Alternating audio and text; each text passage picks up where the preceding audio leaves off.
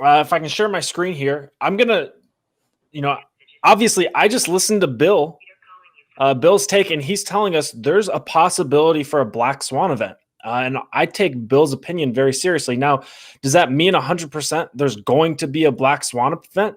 No, but it means if we're not hedged against a black swan event and the possibility of Bitcoin dropping to 20K in October, we're going to miss a massive opportunity. So, what does that look like from an application standpoint for me as a cryptocurrency investor and cryptocurrency trader? Now, normally I like to keep about 5 to 10% in stable coins, right? But now, knowing what I know, after listening to Bill, I'm looking to probably up that to 20 to 30%. Now, 20 to 30% for me, for somebody as risk tolerant as me, is actually a very high allocation. Now, your risk tolerance may be different, right? If your risk tolerance is lower, that might be 70 to 80% stable coins for October. For me, it's going to be 20 to 30%. I'm also very comfortable using leverage to lever up the buying power of those stable coins. Now, I want to briefly flash a Bitcoin chart up here, and you're going to see about 1 million lines, and it's not going to make any sense. So what I've done is taken all of this and tried to condense it into a pattern that's much more simple, or a chart that's much more simple to understand. I've basically created 3 zones, but before I get into those 3 zones, I want to zoom out a little bit so that you can see that we are in fact on these logarithmic regression bands finding support on this red logarithmic regression band. And you're going to see that because I'm zoomed out, you can't actually see the red logarithmic regression band in here because what I've drawn overlapping it. What I've drawn overlapping this red logarithmic regression band is a long-term trend line on Bitcoin dating all the way back to August of 2017. Right, this was our resistance at $5,000 in August of 2017 before Bitcoin went on its big parabolic move. And then when Bitcoin came crashing back down after hitting almost $20,000, guess where it found support? And when it broke this support, it found resistance on this trend line. And then in 2019, when it made another stab in another mini bull market, it found resistance at this trend line. Right? And then we were separated from this trend line for quite a long time before recently coming in and finding support on top of it after breaking it in January of 2021. Now, after we got a bounce off of this support long-term trend line, the one that dates all the way back to 2017, and I'm actually going to change the color here so you know for certain exactly what I'm talking about. I'm making it blue, right? I'm going to make it even bolder, right? After we took a trip up to above $60,000 and everything got liquidated, right? And we got this crash, we saw a ton of support on top of this level, right? Most recently, right? And keep in mind how far back this trend line goes. This trend line goes all the way back to 2017, right? We've recently found support on top of it, bounced up above it, and now we're dancing on it.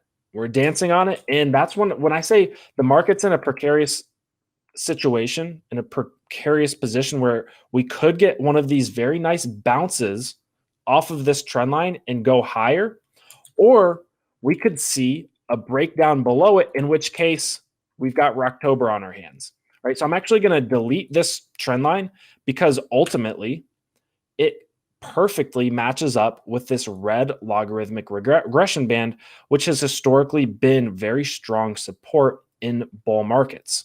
Right? So whenever we find support on this and bounce above it, we're going back into a bubble. However, when we break below it, the risk of a bear market is at hand. So what I've done is actually broken this into 3 quadrants, right?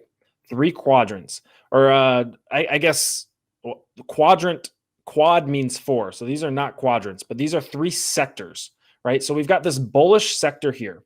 And what we've got is our long-term trend line here, this blue long-term trend line. And we have our downtrend line. We have our downtrend line, which I'm going to actually color red for you guys so that you know exactly which one I'm looking at, right? So at the crux of these two, or the intersection, we've just had a recent bounce and support, right? So as long as we stay above this blue trend line, I'm pretty bullish.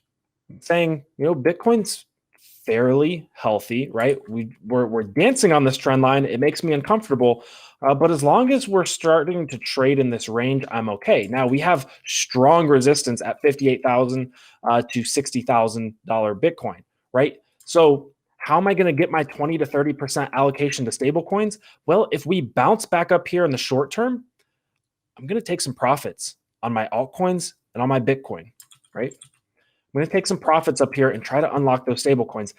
I'm on the fence about unlocking them here and unlocking some capital here. I'd like to see a move up here to the top of this range to get some sales in at a higher price.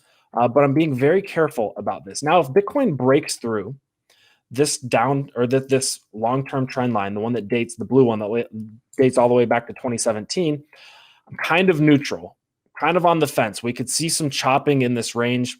I would want to see us hold support at 37,500, right? If we come down here and we get a wick and we bounce right back up above this blue trend line, I'm okay, right? But this is where I'm starting to get real nervous, where I'm not really liking price action from Bitcoin. I'm going to give it a chance to get back up onto this level, right? If it drops into this range between 37,500 and this blue downtrend line, right? But as soon as we break below 37,500, I'm starting to get bearish, right? I'm starting to get worried. Why? Because 37,500 is our most recent point of support, right? And if we can't find support at 37,000, 37.5K is also a major margin pressure level, which I'm not going to get into on this live stream. But after our most recent bounce, right, our most recent move, look how strong that move was.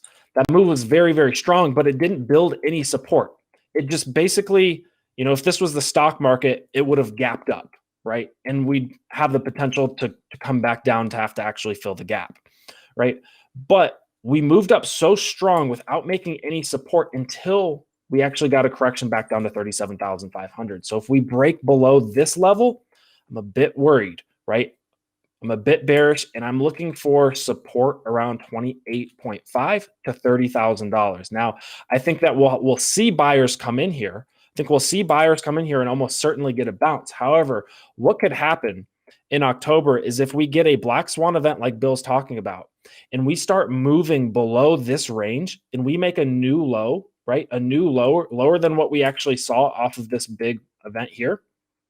We're going to get, in my opinion, there's going to be a very strong chance of a liquidation event, like we saw where people got too long and everybody starts getting liquidated. Why? Because they think this is strong support. But if this support breaks, we're probably going to be in for a trip back down to 20 to 25K. We're going to see liquidations rapidly happen, and we'll probably see a wick down. So that's the bearish case for Bitcoin if we get a black swan event like Bill's talking about.